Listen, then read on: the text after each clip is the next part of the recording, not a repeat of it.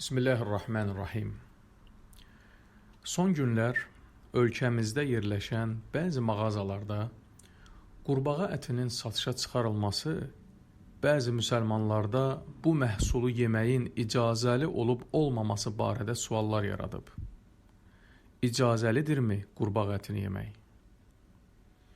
Qurbağa barədə xüsusi bir hədis var. Peyğəmbər sallallahu aleyhi və səlləm qurbağanı öldürməyi qadağan edib.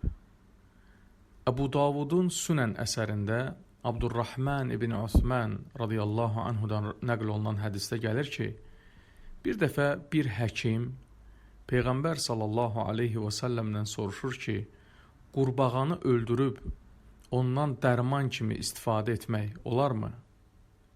Peyğəmbər sallallahu aleyhi və səlləm də ona qurbağanı öldürməyi qadağan edir. Muhammed Nasrıddin Əl-Albani hədisin Səhih Əbu Davud əsərində səhih olduğunu bildirmişdir. Buna əsasən də İslam alimləri öldürülməsi qadağan olan bir heyvanın ətini yeməyin də icazəli olmadığını bildiriblər. Çünki bir heyvanı öldürmədən onun ətini yemək də mümkün deyil.